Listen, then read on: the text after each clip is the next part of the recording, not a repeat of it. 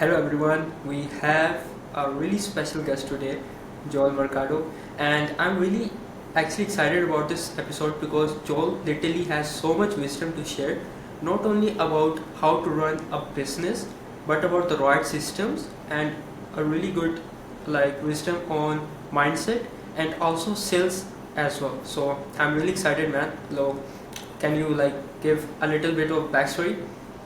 Yeah, nice to meet you finally, my man. So it's been good that we've been connected online and stuff. So I love what you're doing. A little backstory about me, a lot of people don't know, is that I come from a gym industry. So many years ago, about 20 years ago, I started getting into pre-sales. So I started getting my sales training and coaching based off of working with people in the sales fitness industry. I helped build systems, processes, sales training. I did that for a very long time and then got in the car industry. And now I'm a contractor and, of course, a coach. Um, a lot of people also don't know this about me, but they don't know that I'm a hypnotherapist, NLP specialist, and a neuropsychologist. So I'm certified in all those things. So that's why I implement all that within my coaching right now. That's kind of a quick snippet. That's amazing, man. That's amazing. Tell me the transition, man. Like, you were in first of all the gym industry, and then what got you actually into the contracting space? Yeah, a lot of what happened was the gym industry changed right around, like, I'd say 2012. So in 2006, the industry was so different. Now in 2012, 2013, uh, the way we were compensated, the way we used to structure gyms really shifted. The whole economy changed. So I kind of got out of that world. And then when I got into the car industry, I helped build a whole nother department and stuff in there, but I didn't know what to do. Like, I was highly qualified for different jobs. I couldn't find a job. So then I said I'll start my own business. So through my mentor, he had a painting company, and that's all he did his whole life pretty much was building up painting companies in different states and stuff like that. And I was like, hey, I'll try it out. Why not? And here we are. I followed his footsteps. Yeah. Lovely, man. I'm gonna tell you, I actually relate to this because I wasn't like an entrepreneur type of guy. I wasn't like a business type of guy. I was like okay with doing a job because it's really normal over here, right? So I I started actually when I was 13 years old, right? So I was trying to find some jobs, and I couldn't find any jobs just because I was too young, and that got me into the business, and that's like how my journey literally started. So it's kind of crazy how you couldn't find a job, Yeah. and here you are making impact, man. Yeah, absolutely. Well, it's been a blessing, so I can't complain. Absolutely, man. It's a blessing. And in terms of the painting business, so you said your mentor, right? Your mentor was running a painting business and mentorship as well. Like, that's a really, I would say, because that's, I would say, a shortcut to the path you are looking to go. So how did that help you with the painting business or business in general? I would say I learned more. I didn't learn really any painting. That's the one thing I could say. So when I got into working with him and we partnered up together, I learned more of the business side of things, right? So like the back end. So I was struggling learning painting, right? I didn't know how to order paint. I didn't know how to manage the guys or anything like that. So what I really learned was more leadership and back end business with him in terms of his mentorship.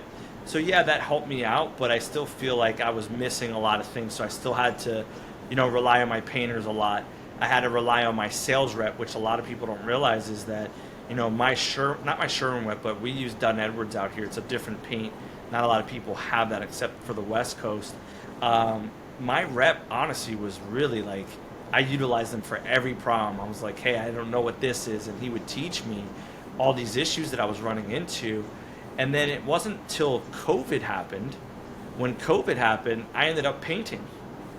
So then when I started painting, that's where I started really learning. And I was like, wow, there's a lot more to this than what I know, than just numbers and job costing and scheduling and really being good with customers. It was understanding the techniques and what my painters were dealing with. So when I started painting, that was the next level for me. and I started to understand their pains, and then I was able to help guide them and manage them and lead them. So my journey was far different than what most people are seeing with coaches like us now, because I don't want to repeat the same problems that I had with any of my clients. So that's super important for me. Absolutely. And would you say, like, for any of your clients or the people that you coach, would you advise them to learn the business part of the business side of parts first, or like the actual own hand, like the service part, like let's say the painting? You know, I think it's difficult to answer that. And the reason why I say that is some people are just built different, right? I've coached guys that are estimators, never painted a day in their life, and they're selling paint services. I've coached guys that are painters and they're awesome business owners. So it really just depends. I think in production, if you're running a production team, even though it's primarily leadership training, I think it is important to understand what flashing means and how to do a cut in and how to do back rolling and what textures to look for. Because how can you coach your team when they run into a problem if you don't know how to solve the problem? How do you coach them? How do you lead them? So I think sales is more easier to learn and not have the painting background than it is to be a production manager and not have any paint experience. Even though you're a good leader, I still feel like when I've learned it this way, it's just super important to learn how to paint and be able to guide your guys, because there's nothing more frustrating than them calling you and you're not able to help them, right? So that's important. Absolutely. That actually makes really sense. So, like you said, you started painting yourself in the COVID, and before that, you were just learning the business part, right? So, hmm why did you actually like start painting yourself? Like, So why did I start painting when COVID happened? yeah, That was more of a move internally because no one knew what was going to happen during COVID, right? So okay, we figured let's downsize. And then when we downsized, all our partners and everybody else that were in a leadership role, we all started getting on the tools as well. Because what we wanted to do is make sure that our business was super healthy. It was profitable. We wanted to make sure all of our guys still had work, but also not try to keep scaling in a time of a pandemic and not know what's about to happen. So I would say COVID was probably the best thing that ever happened to us, because when I look at that opportunity, not only did I learn how to paint, we were the most profitable that year. We got the best painters ever, because where most businesses were trying to close up or downsize even more than what we did, we got the best people. I also learned how to paint. So there was so many benefits, and I say this respectfully because I know people lost people in COVID, so I don't want to like take that away, of course. But for my business, I would say it was the best thing that ever happened as an opportunity in the business for me, because that taught me so much, and that's why I'm here where I'm at today. that's true. And will you say, like, in that time when there was a lot of fear around like downsizing the business, keeping it profitable, like, what mindset did you have like at that time? Like, Yeah, so we always talk about this, especially when we start talking about the mindset coaching that I do. There's always a fixed or a growth mindset, right? There's no in between. And what does fixed mean? It fixed means could be like something like going into, oh, COVID just happened, we're gonna close. It's when people shut the doors down and they don't look at the opportunities that something can bring or present itself. A growth mindset is there's always opportunity in everything that might happen, right? So like when COVID happened, we didn't panic, but we were also being proactive. We're like, okay, well, this could be a great thing or it could be a bad thing. What are the plans? So we went as a team, we said, okay, worst case scenario, what do we do? Okay, well, let's downsize a little bit, right? Let's not try to overachieve certain things. We don't know what the lockdown looks like. We don't know what laws are going to be put out. But let's look at the bright side. This will allow us to look internally more. Are we wasting too much money on orders and paint materials? Let's fine tune the processes now and get really great at what we do. So we looked at that as an opportunity to just really hone in on the business and focus a little bit more on those little processes that we might have not paid attention to because we were growing really quickly.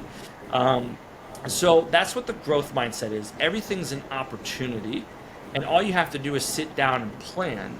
The fixed mindset, which a lot of the people around us had, oh, well, what are we going to do about paint? How are we going to order paint? What does this look like? They go into this negative thought process, right? And people still to this day do that without COVID. Well, how am I going to scale my business? I don't see how these opportunities are going to help me. And my job as a coach is to open up their mind to say, hey, you're right, right? One of my favorite quotes is this: if you say you can or can't, either way, you're right. It's the same thing as fixed versus growth.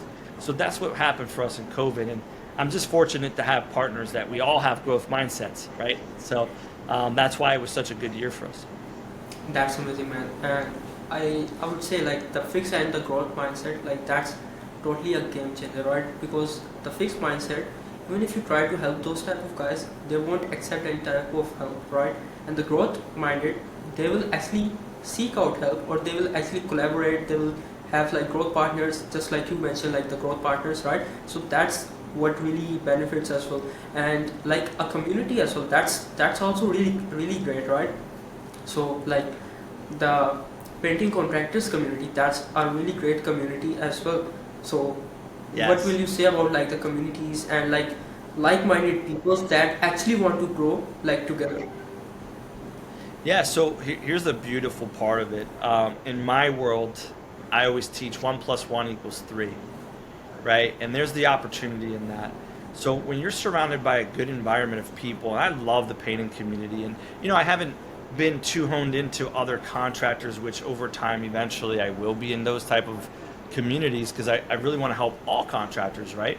But our painting community, I've never seen something like it. Like, people are so willing to just give free advice and just say, hey man, this worked for me, this didn't work for me. And if you keep your mindset that opened, look at that. Like, even you, like when we first met, right? Like seeing you online and you're just sharing free things and giving free audits. That's what it's about, right? A lot of people always look at things and saying, well, how much money can I make off of this? What can I do in a financial standpoint?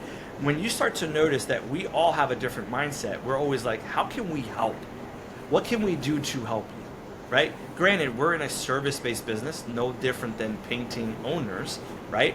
But we always come in with a serving hand. That says a lot about your community, which means we're all about growing each other and being able to be a helpful tool for that, right? So, I've not seen a community like that in a very long time, so I'm super excited to be a part of it, and I think it brings people Absolutely, like us like together, that like a community. podcast. Absolutely, like that community is amazing, man. Like I love it. I love the people. Like always, like people are sharing advice. And recently, I saw actually somebody was like trying to leave some hate comments or something like that, and there was guys actually like standing up for the people, right? So that's what it's about. And when you have like an environment of people that are actually hungry for growth and want to grow, like that's when you also push yourself, just seeing them as well. Okay, now this guy hit this milestone with his business, and I want to do the same for my business. If he can do it, why can I not, right? So Yeah. and giving away as well, like you mentioned, the free audit, like the when I started doing those, I actually had zero expectations, right? And Yeah. it's because like I came from like two different places, right? I have been trying to get some business, and like the free audits, I had zero expectations, right? The first was that okay, I want to be valuable, I want to give free value, and the second was that I had faced like so many rejections that at that point I did not care, right? I'm okay with any type of rejections now, right? So the free audit, that's where it came from, like the free value, and then also like, and this podcast as well, right? I don't have any type of goal in mind that I'm gonna get something out of it, right? I want to be like, I want to leave this value, right? I want to be valuable, and when you actually give back to the community itself gives back to you, right? It's like natural. 100%. Absolutely. And you mentioned about like the gym, the car salesman, and like, will you think like the car salesman background like help you with the sales as well? Like when you were going into the painting industry? Yeah. So I was at sales. So I was asking like the car like industry is like really like I don't know how to say it, but it's really bashed for like sleazy salesman and that type of stuff. So do you think like that type of background help you with like the sales background, or like how did that impact you? So I think, what a lot of people don't know about me when I talk about sales is you got to remember it's always about goals, right? And car sales has a bad name because it's selling a car. It's just a materialistic thing. But if you have the mindset of, well, what's this person's goal anyways with a car, right? Do they have a family? How important is the safety for that family? If they could change their mindset versus saying, oh, I get to sell this type of vehicle to this customer, and they really reframe their thought process and go, how do I help this customer find the right vehicle for them? They won't be sleazy salesmen. Now they're actually coming from a mindset of helping. And I think it's the type of individual, not really the industry, right? And if you start to notice, no different than painting, we go back to contractors. Why did we start painting homes? Well, for the most part, most painters probably started because they got really good at it. And then why did they become business owners? Because then they started saying, wow, I can provide for my family and I can provide for my painters. And I see these contractors treat us poorly. I don't want to treat my people poorly. It's all about the people. So when you have the mindset in sales, no matter car sales, gym sales, paint sales, any other contracting sales, if you come from the mindset of helping, again, when you think about leadership, I always talk leadership.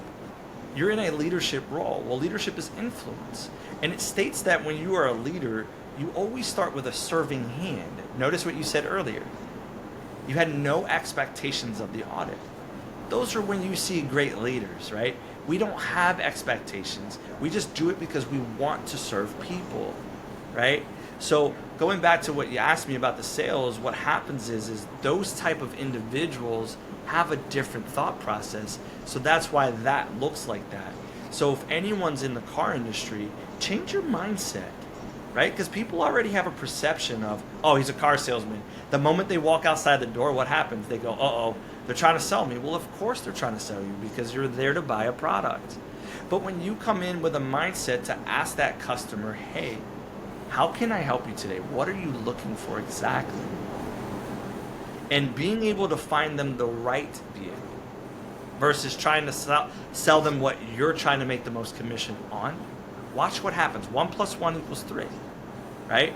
You give them a great experience. They refer you another person. That person refers you to another person.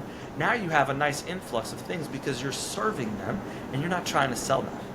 So I think the mindset needs to shift for certain people. Absolutely. And I will relate this, all of what you have said right now, to a reel that you recently shared, where you don't look at a lead as a lead, that it's a bad lead. You look at it and it's a life, right? Mm-hmm. So you are impacting that life by either selling them or by helping them solve whatever problem they have. So I would say that was a really mind changing for me as well, and that's, I would say, a really good mindset to have as well.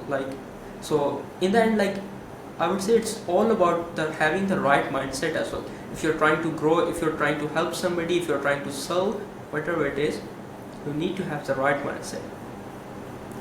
100%.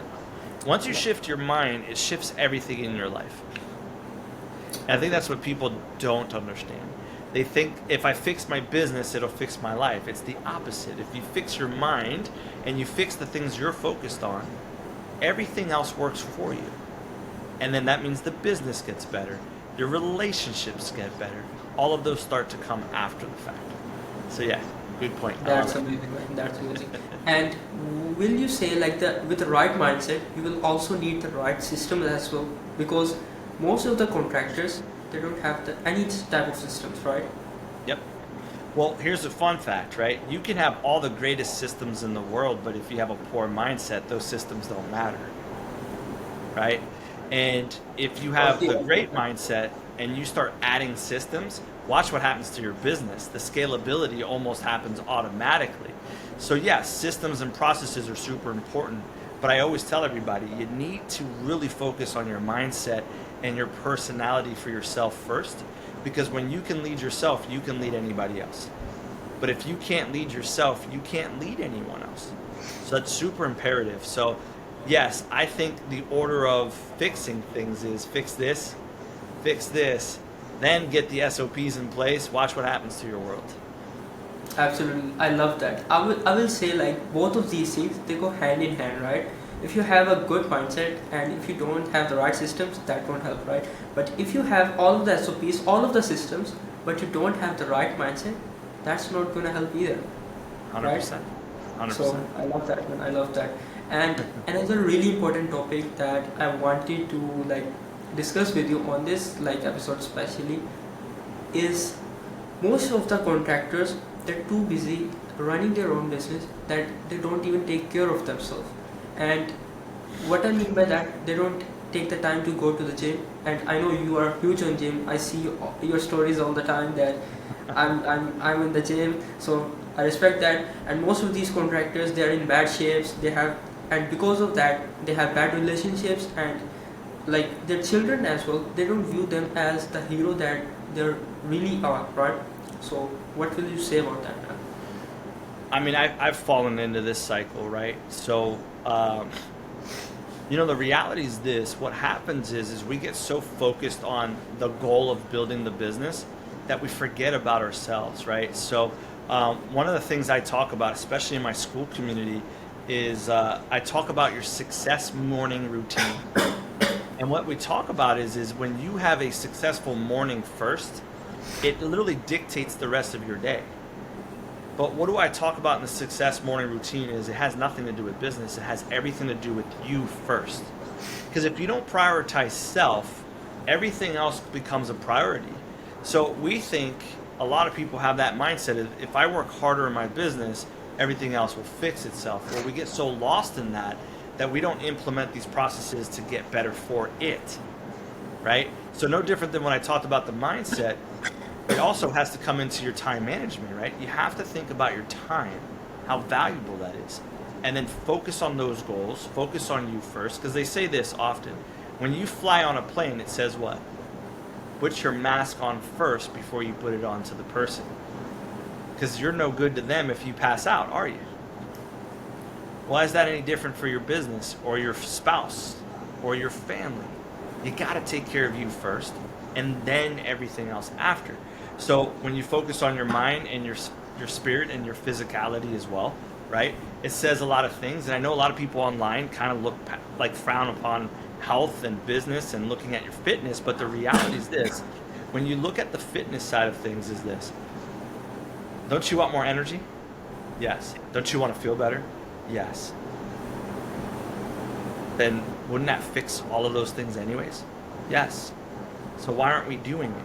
It's because we have that opposite thought process. We think we have to work harder on the business when we really need to work harder on ourselves. So that's more important. Yeah, man, absolutely. I totally agree. Like most of these businesses, and I relate to this myself as well. Because when I was starting out, I thought getting more clients will solve all of the problems that I have in my life, right? And that's just not the case, right? You can have the money, you can have more clients, but at the end of the day, it's your responsibility how you show up for your family and how you show up for your business, how you show up for your team. And to lead a good team, to lead the A players, you need to have a sense of responsibility as well. So I completely agree with you on that, and that's why I wanted to talk to you about this, because I've actually seen this a lot, right? And most of these business owners that I talk to as well, they're not in their best shape, or they don't even try to be in their best shape, right? They're not disciplined. They will procrastinate, and they will then probably think about how do I actually find that vehicle that's gonna grow my business, right? And it's all of these things that when you actually follow these things and these fall in place, then most of the stuff you're gonna start figuring out, right? Yep. So I really love that.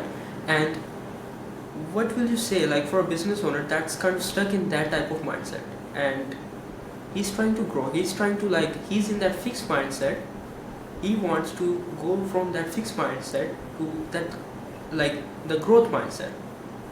What's the transition he need to have to be able to go from fixed to growth? Yeah, so I mean, here's the biggest thing. Society is teaching us that we have to pile drive and work through all this stuff. I'm telling you that I think the best way to do this is to do a master reset. What do I mean by a master reset? If you're trying to get out of fixed to go to growth mindset, a couple things. Start listening to better podcasts. What are you listening to? What kind of music? Is it inspirational? What are some things that you're programming your mind? Because our brain works like a computer chip. So in order to get rid of that fixed mindset, we got to get rid of the negativity. I don't know if you've seen me talk about this, but there's a guy named Jim Quick who's big about personal development. He calls it ANTS, automatic negative thoughts. So how do you get rid of those automatic negative thoughts? Well, what are you listening to? What are you watching? What are you reading? What circles are you in? What groups are you in? Whose opinions are you listening to as well? So those are things that are really big to pay attention to. If you start to go, well, this person's toxic, this information that I'm listening to is toxic, that's actually helping the fixed mindset in a bad way. It's increasing it for you. So we want to eliminate those things and start doing things that are more growth related, meaning positive messages, positive music, positive podcasts, positive reading. Because as you keep bringing that in, you start to view things differently, right? So if I can give any advice to anyone that's listening to your viewers is take a minute this weekend, audit your life, and pre-plan everything now. Move forward with a plan. Begin with the end in mind. What's your end goal? Oh, I want to work hard. Okay, what does that mean? I want a big business. What does that mean, right? How does that work for you? And when you can identify that and plan it, focus on the things you can do better to be better for yourself and then the business. So that would be my advice for fixed versus growth. Absolutely. And that's why I will think like having the right community like of people that are growth minded, right? And having like the environment as well. That's going to be a huge, like I would say, a factor in what type of person or like what type of mindset you have. So I will say like that's exactly why like this type of community is where you want to be at, right? Yes. Because everyone is talking about growth, right? Are you gonna come and talk about like something else? Like that's not gonna happen. You're gonna listen to them and then you're gonna like see into their thought process, and then you're also gonna be the one that's gonna be like talking about that, right? Absolutely. That's amazing, man. And like how did you like so first you were in like the gym, then you went from gym to like car salesman and then the painting, right? Now from the painting, what was the transition towards like the coaching business? Oh yeah, so this is a great topic. So what people don't realize, first thing is I've been coaching for over 20 years. Wow, that's And really people don't realize that because I didn't professionalize it. So like ever since from a young age, when I got into, I became, every job I've ever had, I've had a leadership role since the age of 17. And I learned early on how important leadership is. So I've been coaching since day one. Coaching is when you're leading people and coaching them to be better at self, right? And then being better at their positions and teaching them. That's coaching. I didn't create the coaching program till about 2 years ago.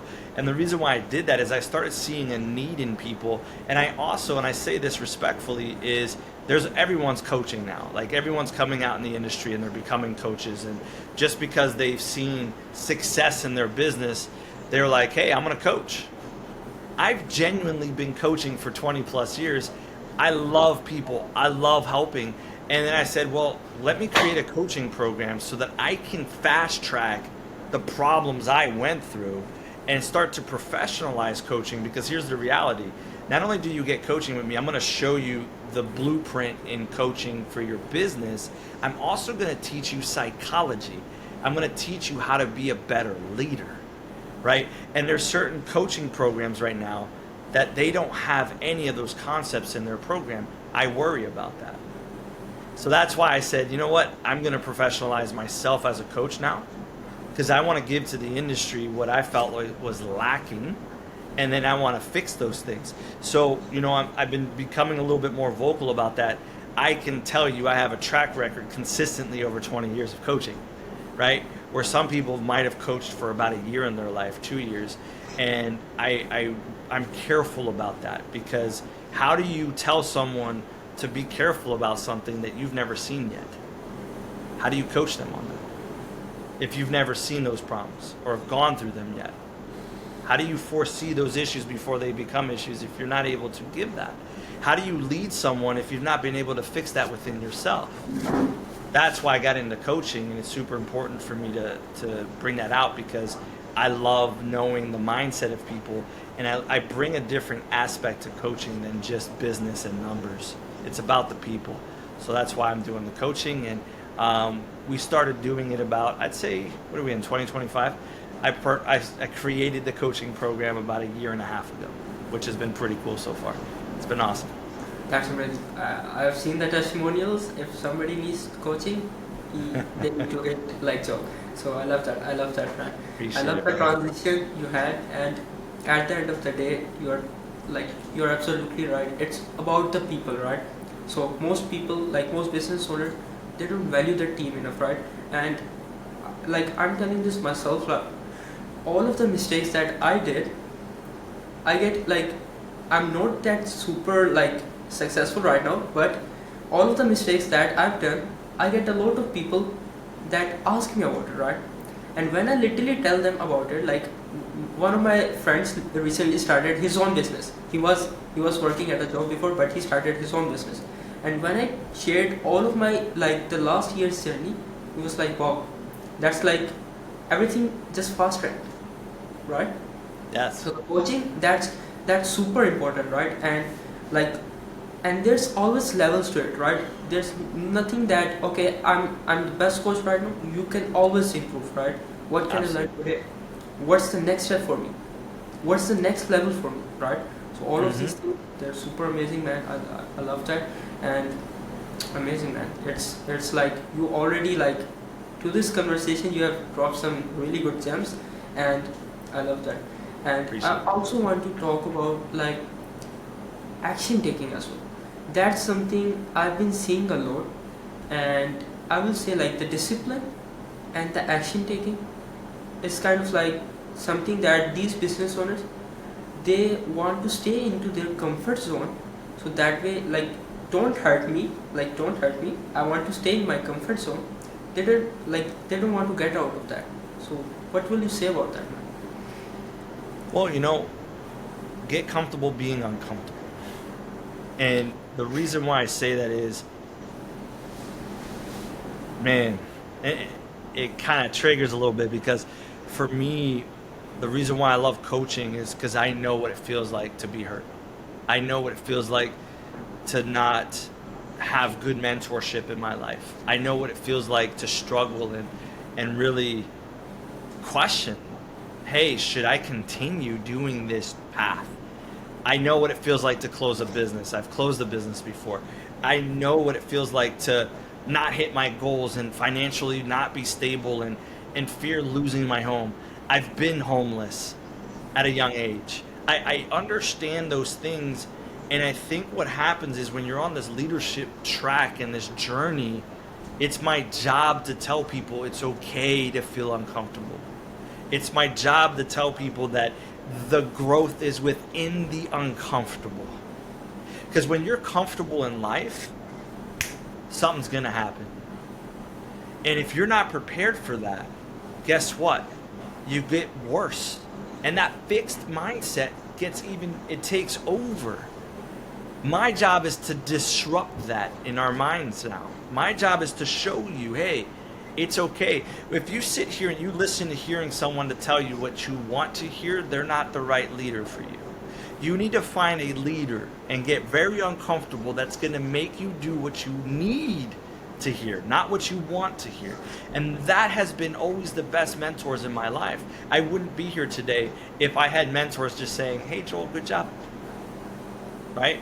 It was always like, hey, man, what can we do more? How can we get you to that next level? What is that thought process? Why did you do what you did? That constant challenge that I got in my life is what molded me to be the man I am today.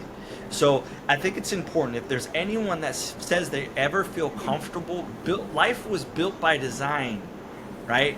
To get out of that comfort zone. And it's okay. And I'm giving you permission today to accept that and find grace within yourself to go, how do I get out of the comfort zone? And I promise you, you'll fix that fixed mindset.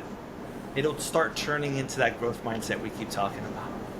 So I'm glad that you asked that question because that's what's going to shift people's mind. I love that. And I've seen this. Right? One of my friend, he was actually a lot more comfortable, right? He was comfortable. He was in a good spot where he had a little bit of money. So he wasn't trying to work on his business, right? And when that safety net of the money went away from him, now he's uncomfortable, but now he's hustling way more than before, and now he's on the growth mindset every time, right? Yeah. So I think like the growth, you need to be uncomfortable. The growth happens outside of the comfort zone, right? Mm-hmm. It 100%. can be going to the gym. Like nobody wants to go to the gym, right? Yeah, absolutely. Nobody wants to lift weights, or like nobody wants to be like athletic. Nobody wants to like do this stuff, right? And when you actually do it, when you actually get out of your comfort zone, that's when things are gonna change for you. 100%. And I relate to that as well. So that's like I really love that, and I'm glad we spoke about that as well. So that's amazing, man. Yeah, man. Absolutely. All right. And after like okay, we have now the person is from the fixed mindset to the growth mindset, right? But there are still levels to it, right? So what will you say? How do you actually keep exploring or keep like going to the next level? Like what's that journey like? Yeah, so I mean, I think the most important part is finding the right rooms, right? And I learned this later in my life is finding the right rooms, which is, what are you seeking? Find that mentor that you're looking to mimic what they had, what they've achieved, because they're going to tell you what those steps are. And then also get closer to the top 5 people. We always talk about the top 5 people of influence in your circle. That's a true statement. And I want you to think about the thermostat, right? When you think of a thermostat, let's say, with us right now, let's say I'm operating at 50 degrees Fahrenheit and you're operating at 80. What's going to happen? If I'm at a cold operation, I'm going to bring you down. So it's important for you to find 90s and 100 degrees, not 60s and 50s, because now we're bringing you down. Does that make sense? So you want to keep searching for that next person that's at a higher level, that's seeking these certain things that you're trying to seek. And it's not just materials. It's not just money. It could be relationship. It could be spirituality. It could be fitness. It could be anything that you're seeking that you're like, hey, how do I get to that next level? Look for that person that's there. And they're going to show you. They're going to hold you accountable. They're going to advise you. They're going to motivate you. They're going to inspire you. They're going to give you the tools to see that success in whatever subject you're looking for. And that's my advice. And I don't say that as a coach now.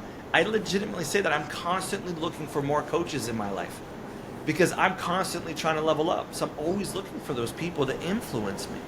So that's my advice. And I think if someone says, hey, I want to be here, find that person. Ask them the questions. See what they tell you, right? Go online. That's how we got connected on Instagram. Ask questions on Messenger. Hey, I saw you're doing this. Do you mind helping me out? These are my thoughts. This is what I'm thinking. This is what I want to do. Of course. Yeah, this is how I would do it. Boom. It's a simple message. It's a simple ask. So that's how I would say is to start off with that, get in the right rooms, talk to the right people, and keep moving from there. Absolutely. And for me as well, like I had no clue of how to actually be a business, right? Basically be a business, right? I was basically stuck in the first of all the job mindset. I got out of that, and then I was stuck in the freelancer mindset. So that was it, right? I wasn't thinking as a business owner, right?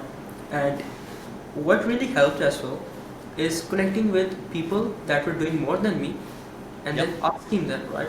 And surprisingly, people are going to help you, right? And if you are going online and you are asking for help, you're asking for advice, if the first person doesn't give you the advice, search for the next one. Yeah. And I've literally me personally, I've connected to a lot of people just by connecting from Facebook through Instagram, and it's helped a lot, right? It helped me with the mindset, with the business, see how they've used the things that I should be doing, and that helps as well, right? And now I want to wrap this up, but it's been amazing, like the value that you shared. If somebody actually listens to this and they actually take action, it's gonna be amazing. So I love that. Now, what has success mean? Like now, the success. What does success mean to you from when you actually started your journey, right? Because success, when you're starting out, it's completely different, right? So it can change over time. So what does that personally mean for you right now? Success to me means, at this phase of my life, building a legacy, right? And my legacy is you people, right? What can I give to other people that just need some advice? And that's success to me. Buying freedom, being with my family more, enjoying and being present to them. You know, things change so much as you get older, and you start to really reevaluate your life. Because when I was younger, success was money. Now that I'm older, money comes and goes, right? And if you're doing the right thing, money comes naturally. So, and when I say the right thing is meaning when you're within alignment of things in your life, right? And again, that's family, spirituality, physicality, right? All these things, when you start thinking of all of them and you combine them together, that's success to me, right? And I leave you guys with this, it's super important, is when you start to think of the end in mind. Most people don't realize this, but let's be honest. I know it's a hard topic to say this, but I want people to take this away before leaving today. We all share one thing in common. We all know we expire one day. We all are going to die one day. And that's not to live off fear, but it's also to think about that. What are you doing today that will always allow you to be remembered? And then also, what is your legacy? What do you want to leave behind? I think that's success. When you can say, hey, I was present with my family. I was able to travel, or I was able to be with them, and I was able to provide, and I was able to give value to people. That's success to me. Now everyone identifies that differently, but for me, I think that's very important. So I'll leave you with that. Absolutely, I love that. And you may think like that's kind of weird for me to think that, but I think the same way, right? And I know there's the age gap, but I came to this conclusion like super early in my life, because like when I started like going out there, exploring stuff and being in the business and also like supporting my family, all of this stuff, I realized when the money came that that's not gonna make me happy. Like I can have the materialistic things, I can have like a cool bike, I can have a cool car, like I've had a cool bike, right? But that's not gonna fulfill me, right? What am I doing to make an impact? And always there's an end. Of course, that's a really hard topic. But what are we doing? What type of like quality of time are we spending with our family? All of this stuff, that's kind of like success to me as well. So 100%. I love that, man. This was a super amazing conversation, and I hope people actually see this and actually take action, right? Because you can have the greatest amount of knowledge and you don't take action, then it doesn't matter, right? So